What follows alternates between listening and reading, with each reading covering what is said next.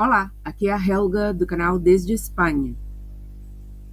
Eu vou ler, como costumo fazer, a última entrevista que deu Monsenhor Viganò e que se intitula Bergoglio, a Deep Church e o Conclave.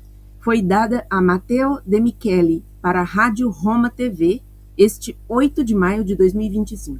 Antes de começar, entretanto, eu gostaria de pedir que você dê um like, inscreva-se no canal, ative o sininho, porque sem a ativação do sininho, quer dizer, o sininho quando fica entre parênteses não, entre aspas, entre uma aspa simples, se você não ativar o sininho, você não vai receber as notificações, isto é, cada vez que eu subir um vídeo nesse canal, você não vai saber.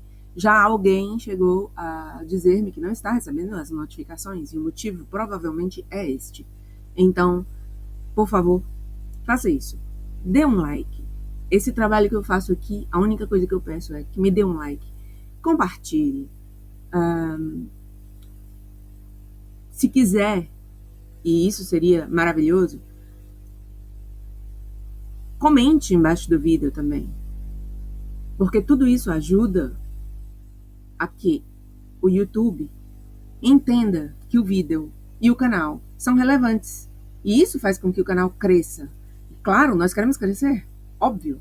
Queremos que a mensagem chegue a muito mais gente. Então, comecemos. Pergunta do entrevistador. A situação na Igreja Católica é mais do que preocupante.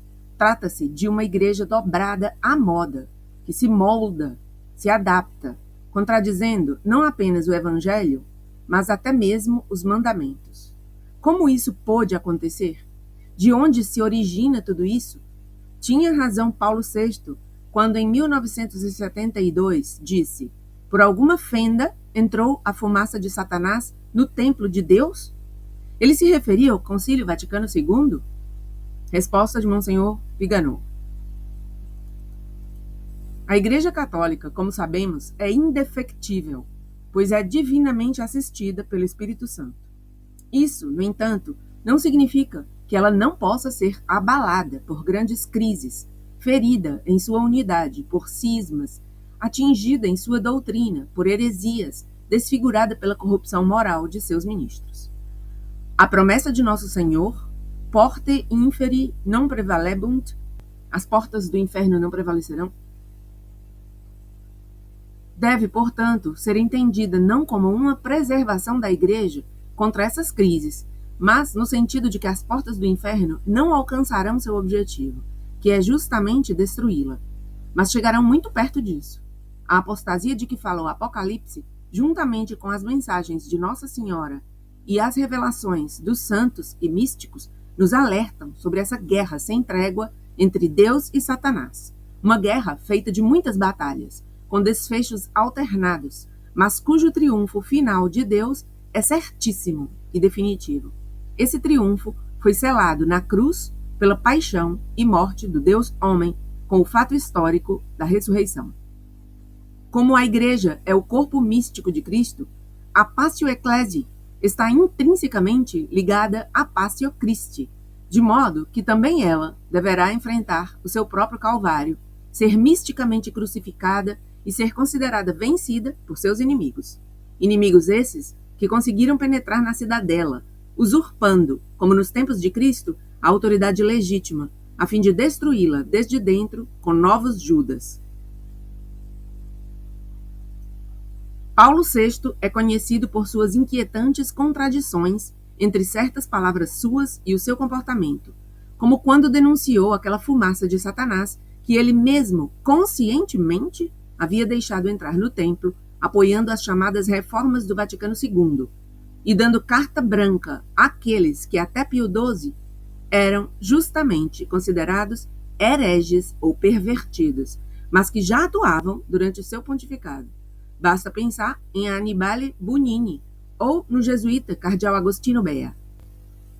A indulgência de Roncalli, João XXIII e Montini, Paulo VI, para com esses personagens fazia parte de um plano de ocupação da hierarquia, uma ação subversiva em plena regra, diante da qual Paulo VI não apenas permaneceu inerte, mas que ele próprio favoreceu, afastando paralelamente muitos bons prelados que ele considerava, com razão, inimigos do modernismo, do qual ele era um convicto defensor. Como foi possível que a Igreja Católica, ou melhor, a sua hierarquia, chegasse a subverter o magistério imutável e a ensinar abertamente aqueles erros doutrinais e morais que até então eram severamente condenados? Isso aconteceu por terem favorecido aquele senso de inferioridade da Igreja Católica, Domina Gentium, diante do mundo, rebaixando-a ao nível das falsas religiões e das superstições idólatras, pela corrupção moral de eclesiásticos em particular, pela perda da vida interior e do estado de graça, pela habituação a uma vida em pecado mortal e em contínuo sacrilégio. Um sacerdote que vive em contradição com aquilo que deveria crer e professar torna-se uma presa perfeita para o demônio e já não consegue mais ensinar o que ele mesmo não pratica. Daí vem a cegueira espiritual e a incapacidade de compreender a perfeição da revelação divina. Daí nasce a ilusão de que é possível agradar ao mundo, diluindo a fé e a moral, de que é possível obter atenção e aprovação, adotando suas modas. Agindo assim, a hierarquia transformou progressivamente a Igreja em uma entidade humana, com horizontes humanos, condenando-a à irrelevância social. Afinal, por que o Senhor haveria de abençoar e proteger os homens de uma instituição que o puseram de lado? Literalmente, basta ver o abandono dos sacrários em nossas igrejas, e que acreditam poder prescindir dele. Pergunta do entrevistador. Os companheiros de McCarrick, os cardeais Farrell, Coppich, McElroy, Worrell, Gregory, Tobin e tantos outros, foram promovidos a altos cargos no Vaticano e na Igreja Católica dos Estados Unidos, que, por coincidência, anda de mãos dadas com o Partido Democrata. O mesmo partido que apoia o aborto, promove a ideologia de gênero e, em geral, qualquer coisa contrária ao ensinamento de nosso Senhor Jesus Cristo. Coincidências? Resposta de Monsenhor Vigano. Os herdeiros de McCarrick formam uma cúpula subversiva ultraprogressista, hoje presente em Roma e nas dioceses norte-americanas, e não só. Eles são a expressão da Deep Church, a igreja paralela, da corrupção dos seus membros e da cumplicidade no cumprimento de um mesmo plano subversivo em aliança com a oligarquia globalista da nova ordem mundial. Para levantar novamente a igreja, é, portanto, imprescindível denunciar, perseguir e afastar aqueles que ocuparam os altos postos com a finalidade de destruí-la desde dentro. O comportamento deles configura um crime de alta traição e, como tal, deve ser punido. Pergunta do entrevistador. Quanto pesaram na renúncia de Bento XVI e na eleição de Bergoglio a máfia de São Galo, o Deep State americano e o bloqueio dos sistemas de pagamento eletrônico do Vaticano? Responde Monsenhor Vigano. Não saberia dizer com certeza, porque aquilo que conhecemos sobre esse golpe de Estado que levou ao trono de Pedro o usurpador Bergoglio é parcial e fragmentário. É necessário haver uma investigação séria e imparcial que verifique as responsabilidades individuais e, sobretudo, traga à luz a existência, por demais incontestável, de um único roteiro sob uma única direção. Devemos também considerar que ter um Papa agindo como quinta coluna do inimigo faz parte de um plano revelado já no século XIX pela Carbonária italiana. Trata-se da Revolução com Capetiara, descrita nas instruções da Alta Vendita. Esse plano foi retomado não só pelo Deep State americano e de forma mais ampla pela elite globalista internacional, mas também pela ditadura comunista chinesa, especialmente após sua entrada na Organização Mundial do Comércio em 2001, com a conversão liberal de Xi Jinping, formado no King's College de Londres e, portanto, próximo dos meios da maçonaria anglo-americana. Como expliquei na minha recente declaração sobre o acordo secreto entre China e Vaticano, a China comunista é considerada uma aliada indispensável do globalismo de Davos. Depois de chinizar as economias ocidentais com a concorrência desleal de Pequim, era conveniente contar com o apoio do Vaticano para também chinizar o catolicismo. Nesse contexto, Bergoglio, McCarrick, Parolin, Zuppi, os jesuítas e os poderes da esquerda católica, entre eles a comunidade de Santo Egídio, desempenharam um papel decisivo, ao qual Bento XVI tentou resistir.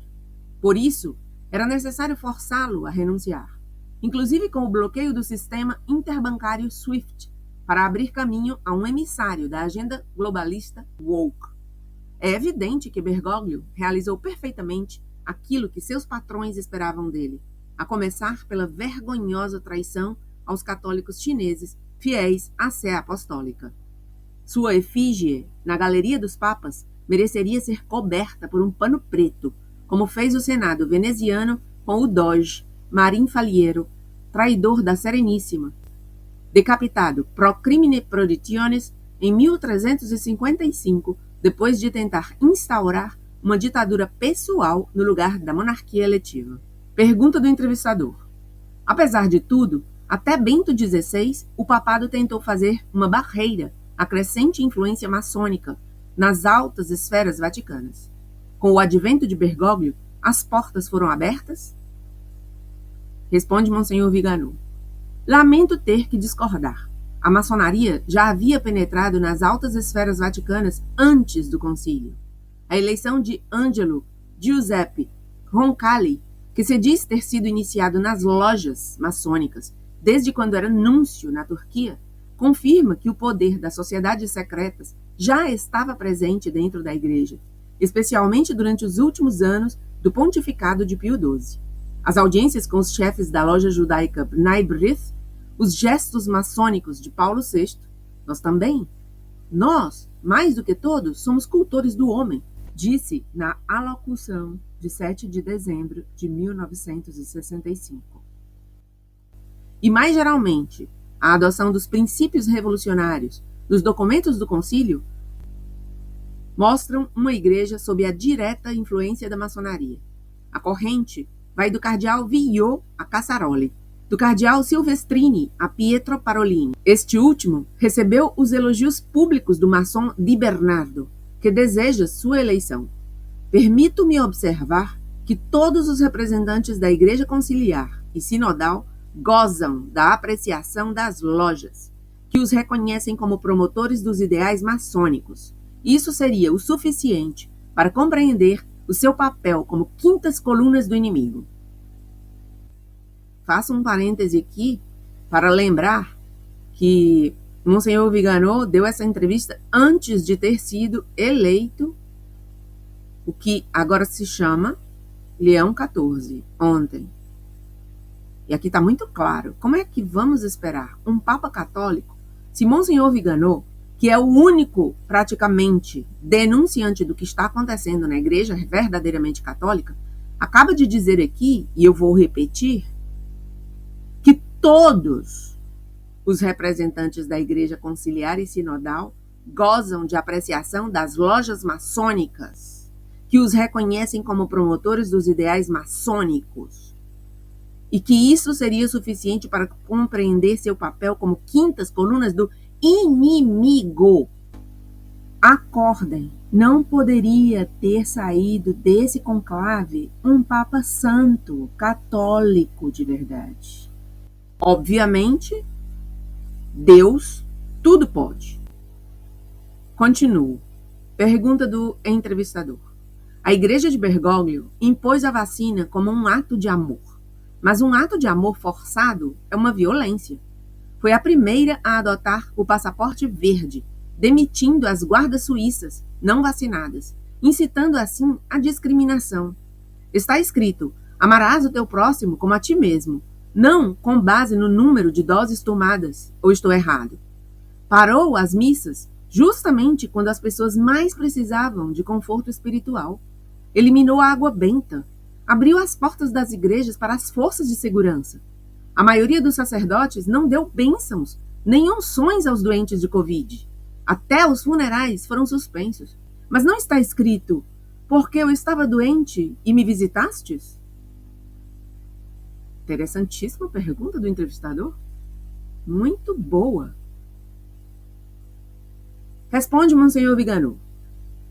A ação de Bergoglio na igreja foi o corolário indispensável do golpe sanitário da Organização Mundial da Saúde, financiado por Bill Gates e pelas farmacêuticas. O objetivo era a inoculação de um soro com tecnologia RNA mensageiro, que provocasse alterações genéticas, destruísse o sistema imunológico, causasse graves doenças como cânceres e esterilidade, e em muitos casos fosse fatal. Hoje, a periculosidade dos soros vendidos como vacinas milagrosas está confirmada pelas admissões de quem os distribuiu e impôs. Sua ilicitude moral também estava relacionada à presença de tecidos fetais, não apenas para a produção do antígeno, mas também para replicá-los. A autorização para seu uso, por parte do Dicastério para a Doutrina da Fé, que na época contestei com ampla documentação, constitui a prova da cumplicidade da Igreja bergogliana no plano de despopulação promovido pela Agenda 2030. Se, para dramatizar a pandemia, as autoridades sanitárias impuseram o uso de máscaras e o distanciamento social totalmente inúteis, matando os idosos e os vulneráveis com medicamentos letais, como o Propofol ou o Rivotril, e ventilação forçada, não há surpresa alguma se essa obediência supersticiosa à anticiência tenha sido propagada, usurpando a autoridade papal para enganar os fiéis e induzi-los a prejudicar a si mesmos e aos seus entes queridos. Sem a farsa das igrejas fechadas, da comunhão administrada com luvas, do álcool em gel no lugar da água benta, dos funerais proibidos, das confissões suspensas e das missas online, a narrativa psicopandêmica teria tido muito pouco sucesso. Mas os anúncios de Bergoglio para a Pfizer não eram desinteressados. Por trás do aparente zelo sanitário do jesuíta argentino, há patrocínios milionários, o que torna tudo isso um grande conflito de interesses. Isso torna Bergoglio culpado de um crime gravíssimo, pelo qual, mais cedo ou mais tarde, haverá também um julgamento do Tribunal da História. O mesmo julgamento que aguarda os colaboracionistas do regime sanitário em todas as nações ocidentais. Senhores, eu não posso deixar de parar aqui para dizer que esse trecho de Monsenhor Vigano, a mim muito me anima e me alegra. A mim, que perdi para o YouTube um canal durante 4 anos e meio por defender nesse canal a verdade contra a vacina, contra as máscaras. Eu perdi meu canal. Desculpem aí a minha firmeza em falar agora, mas é que realmente, enquanto eu lia isso aqui, me vinha à mente todo o absurdo que vivemos. Todos nós perdemos familiares e amigos. E a gente tem que ver os papólatras defendendo Bergoglio até hoje, chorando, porque esse homem era santo. E agora, de novo, quando estamos anunciando que o sucessor tem todas as ferramentas para crermos que não é diferente dele, embora pareça mais ameno, já tem gente dizendo que nós não temos caridade, que nós não temos prudência. Eu vou parar por aqui porque realmente não quero me adiantar aos fatos. Que fale a realidade. Hoje são 9 de maio de 2025. Ontem, o conclave elegeu Robert Prevost, novo Papa da Igreja Conciliar. Deixemos que os fatos falem por si. Continuo. Pergunta do entrevistador.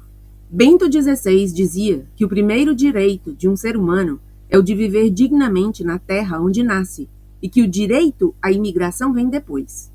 Bergoglio inverteu esse conceito, fazendo da acolhida indiscriminada uma espécie de dogma, exatamente como o Green e o Woke. É um Papa globalista que abençoa o Fórum Econômico Mundial. Onde está tudo isso no Evangelho, na palavra de Deus? Gente, vou dizer, esse entrevistador é bom. Sabe fazer perguntas. Se sabe. Resposta de Monsenhor Viganò. A substituição étnica por meio da invasão incontrolada de imigrantes foi teorizada pelo Plano Kalergi, que leva o nome do conde Richard Nicolaus de Coudenhove-Kalergi, um dos pais fundadores da União Europeia. O ecumenismo conciliar deveria fornecer as bases doutrinárias para essa operação de engenharia social, e foi exatamente o que aconteceu. Por isso, Macron pressionou o Colégio Cardinalício para evitar a eleição do cardeal Sarah, notoriamente contrário às políticas migratórias globalistas. Foi também por isso que Bergoglio desfigurou a Praça de São Pedro com um horrendo monumento à invasão islâmica via mar. Todos esses são representantes da mesma organização subversiva.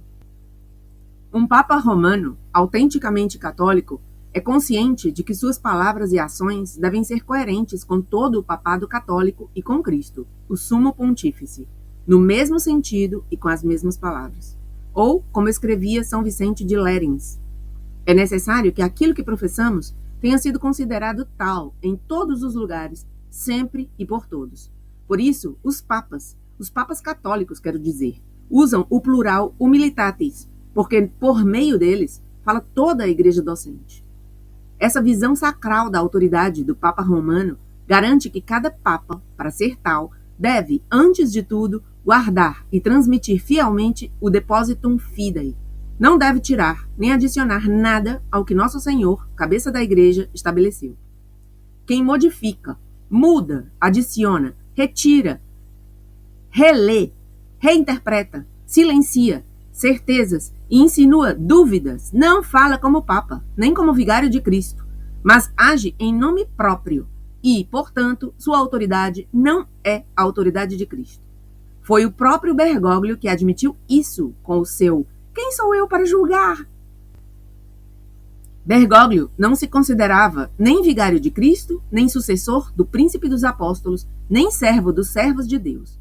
Ele considerava que o papado era algo seu, e nisso não era muito diferente de outros de seus predecessores imediatos, para os quais as novidades e mudanças eram uma rotina baseada no mais descomplicado personalismo. Mas com Bergoglio fomos muito além. Nada do que constitui até mesmo as aparências exteriores do papado romano foi poupado, de modo que cada explicitação exterior do munus petrinum era, na realidade, uma manifestação de prepotente egocentrismo, uma provocação, uma ostentação de força. Basta ver com que arrogante orgulho Bergoglio escandalizava os simples, começando por ficar de pé diante do Santíssimo, para depois se prostrar diante de governantes africanos ou prisioneiros. Ele impedia, com desagrado, que os fiéis beijassem seu anel, mas não hesitava em se curvar e beijar a mão dos usurários Rockefeller e Rothschild, de Henry Kissinger e tantos magnatas supercorruptos, humilhando o pontificado e a igreja. E sempre sob o olhar das câmeras e dos fotógrafos, prontos para imortalizar a humildade do Papa Francisco. Nosso Senhor lavou os pés dos apóstolos, não de Caifás, Herodes ou Pilatos. A estes respondia com monossílabos e não deixava de lhes lembrar que não teriam nenhum poder se não lhes tivesse sido dado por seu Pai. Se compreendermos que Bergoglio tinha uma ideia totalmente própria do papado, completamente alienada do papado católico, também compreenderemos que é completamente razoável hipotetizar um vitium consensus na aceitação de sua elevação ao trono papal. Um vício que torna a aceitação totalmente inválida e nula, porque Bergoglio estava convencido de que o papado era algo de que ele poderia dispor como bem entendesse para destruir a Igreja Católica. Como Papa da Igreja Sinodal, ele se sentia autorizado a pregar a palavra globalista, a ideologia woke, o homossexualismo arco-íris, a fraude climática e pandêmica, o imigracionismo desenfreado, a moral situacional e por aí vai. Considerando-se um monarca absoluto, ou seja, desvinculado de qualquer autoridade de Cristo, Bergoglio desempenhou a tarefa que lhe foi atribuída pelos seus senhores: dar corpo a uma igreja da humanidade, desejada pela maçonaria, totalmente dessacralizada e horizontal, globalista, ecumênica e sincrética, verde, gender fluid e gay friendly. Ele usurpou a autoridade e o poder do papado romano, subjugando-o aos poderosos da nova ordem mundial. Nesse sentido, ele foi, de fato, o vicário do anticristo. 1 João 4:3. Agora, sua herança é recolhida por personagens como Pietro Parolin, Matteo Zuppi, Tagle, Gresh, Hollerich, os cardeais americanos da Rede McCarrick e muitos outros. Todos emissários do mesmo lobby de poder. Todos bem-vindos ao Grande Oriente, a Tel Aviv e a Pequim. Pergunta do entrevistador: que igreja nos espera? Bergoglio nomeou a maioria dos cardeais eleitores, e os cardeais tradicionalistas, prontos para a batalha, podem ser contados na palma da mão. O cardeal Camerlengo Kevin Farrell e o substituto da Secretaria de Estado, Edgar Penha Parra, têm poder para influenciar o conclave? Devemos confiar no Espírito Santo? Resposta de Monsenhor Viganò: você vê no colégio cardinalício cardeais que são autenticamente fiéis à tradição? Eu não. No máximo, são conservadores, mas todos de origem conciliar. Quem aceita os erros do concílio e da reforma litúrgica, aceita as premissas ideológicas que levaram a Bergoglio e não pode curar o câncer conciliar simplesmente usando ocasionalmente uma capa magna, mas continuando a reconhecer Bergoglio como Papa e o Novus Ordo como a forma ordinária do rito romano. O conclave é o espelho da situação desastrosa em que se encontra toda a hierarquia. 108 cardeais foram criados por um usurpador que não era Papa.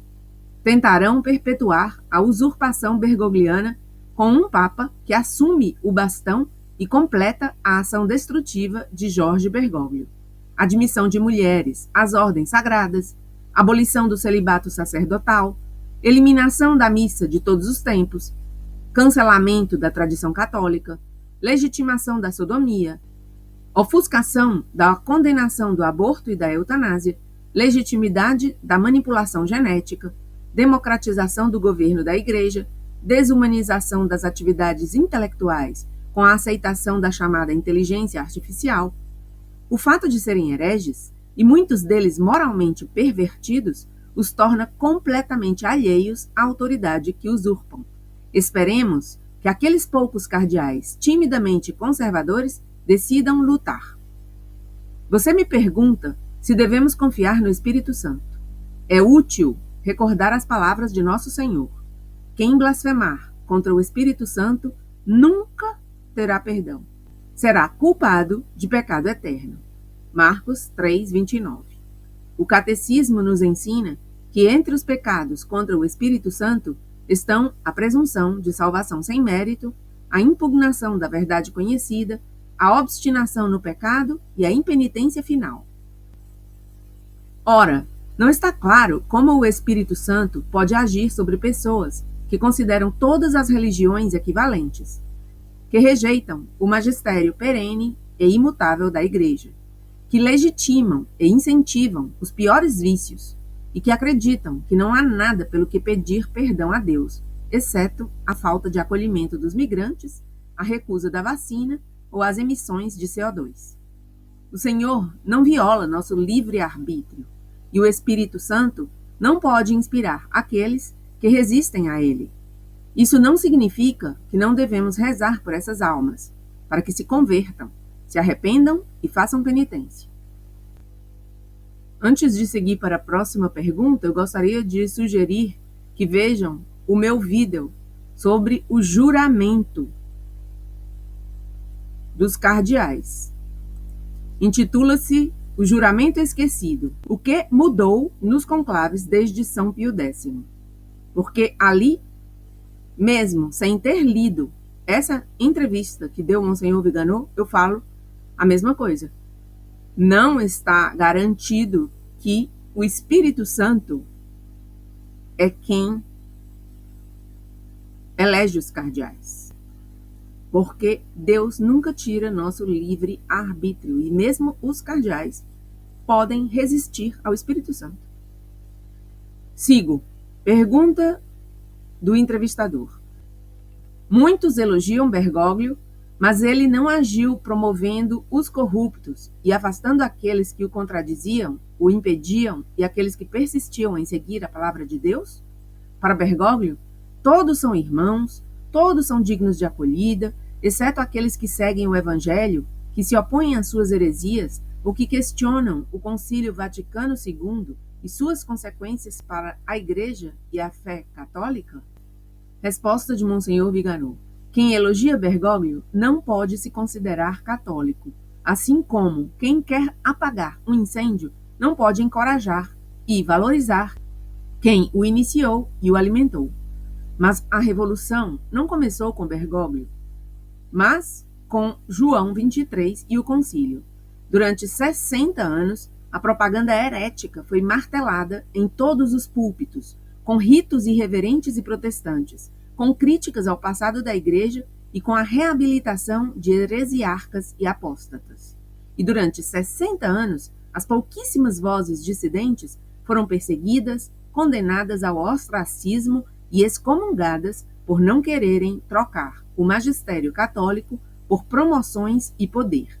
Só recentemente compreendi essa fraude, mas tive a coerência de tirar as consequências necessárias e denunciar não só a corrupção moral, mas também e sobretudo os desvios doutrinários que sempre a acompanham. Não conseguirei mais celebrar a missa reformada depois de ter compreendido por que ela foi desejada em oposição à missa tradicional. Se eu consegui fazer isso, por que meus confrades não podem e não querem fazê-lo? Pergunta do entrevistador. Manipular, mistificar, enganar, fazer o mal parecer bom é típico do diabo. Da Pachamama à Fiducia Supplicans, da Fratelli Tutti ao Sínodo, de Jesus estava um pouco bobo naquele dia, a Maria Santíssima, que era humana e que sob a cruz talvez dissesse: mentiras, fui enganada.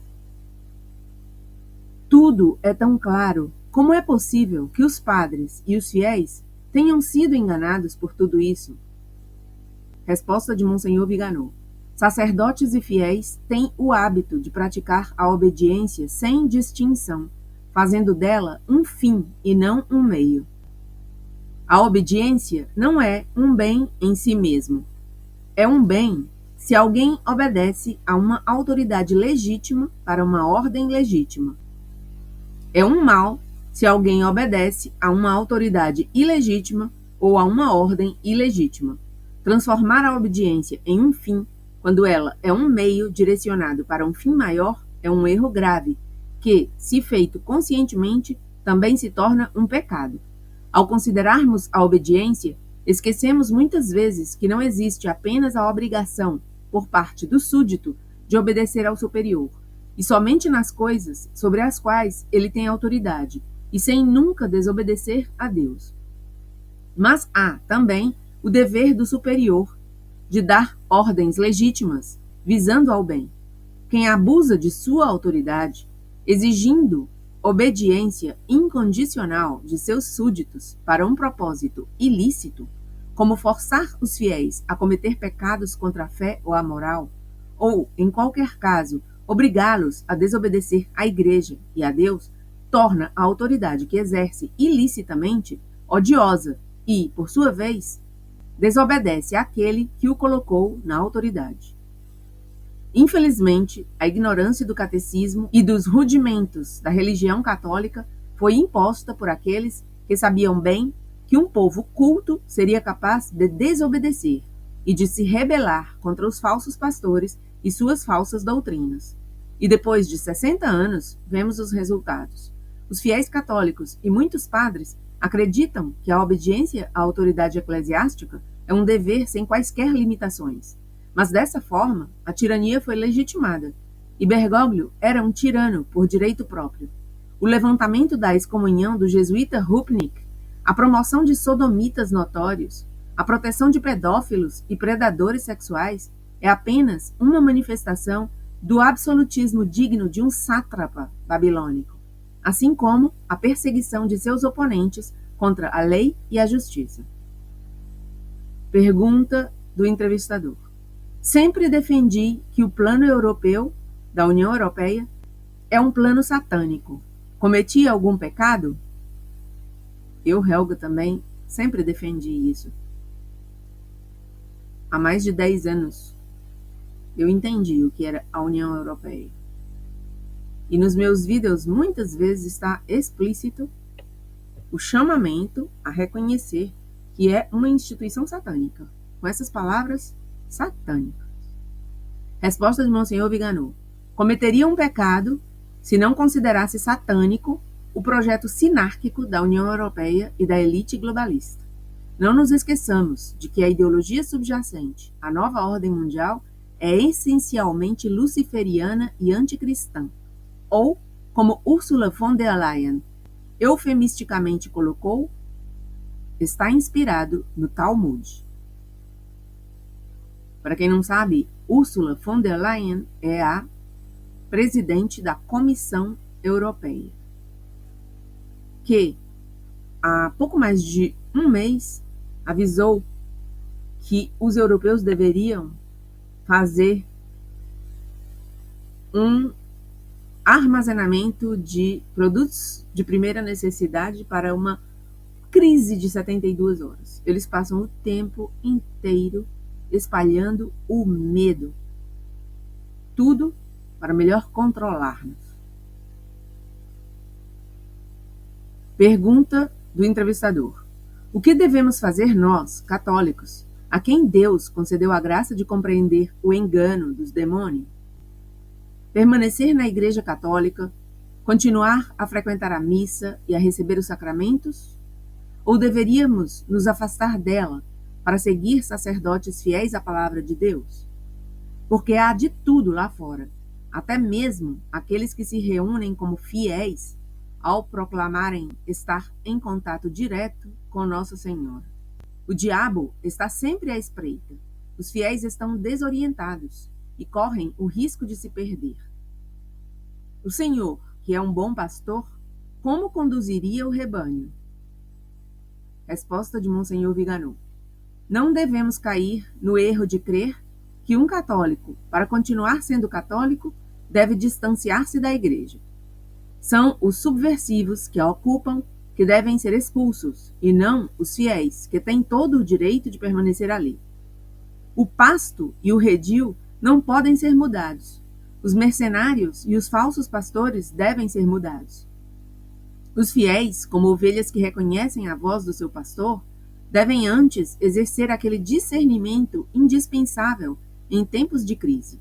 Reconhecer os bons sacerdotes e apoiá-los materialmente e com a oração, porque mais cedo ou mais tarde o Senhor da Messe voltará e esta situação absurda terminará. O certo é que devemos começar a não dar nenhuma ajuda àqueles na Igreja que apoiam os erros da seita que a ocupa. Nem ofertas, nem doações, nem 8 por 1000. E se o pároco da sua paróquia for herege, você não deve comparecer à missa, nem a qualquer outra coisa. Também é preciso ter em mente que em uma situação de crise é fisiológico que nichos de anarquia sejam criados, não apenas dentro da instituição, mas também na frente oposta. O diabo não para de semear discórdia, nem de corromper nem mesmo as melhores intenções, aproveitando-se das mesquinharias e das fraquezas humanas. Se observarmos quem encontra visibilidade na mídia hoje, não acho necessário citar nomes, percebemos que o sistema tem todo o interesse em canalizar a oposição para figuras de controle, anulando e frustrando efetivamente qualquer resistência. Mas a verdadeira resistência, como a de Santo Atanásio, cuja memória litúrgica celebramos na semana passada, certamente existe, mesmo que silenciosa ou pouco conhecida. É ao Pusillus Grex, ao pequeno rebanho disperso pelo mundo, a quem o Senhor dirige as suas palavras de consolação e esperança. Não tenhais medo, eu venci o mundo. João 16:33. E assim termina essa entrevista que deu Monsenhor Carlo Maria Viganò a esse excelente jornalista Matteo De Michele para a Rádio Roma TV, no dia 8 de maio de 2025, o mesmo dia em que foi escolhido o novo Papa da seita Novus Ordo, que está instalado no Vaticano. Monsenhor Viganò, neste momento, ainda não sabia dessa eleição, porque a entrevista parece ter sido dada mais cedo. Essa entrevista vale a pena ser vista e eu os animo a compartilhar o mais possível com aquelas pessoas que ainda não viram a verdade, que insistem em permanecer no erro apesar de tudo o que está aí e de todo o acesso à informação que temos hoje na era da internet. Não é por falta de informação, né? Não é por falta de informação, porque Monsenhor Viganò está aí desde 2018, pelo menos, como uma voz que clama no deserto. São muitos anos já, muitos anos. E quem busca a verdade acaba chegando nos canais que divulgam essas denúncias de Monsenhor Viganò, que, repito, é um solitário nesse deserto. Digo, dentro da hierarquia católica, é um dos muito, muito poucos que ajudam a esclarecer tudo o que está acontecendo. Muito obrigada, deixe seu like, inscreva-se no canal, ative o sininho e comente embaixo do vídeo. Terei prazer em ler seus comentários.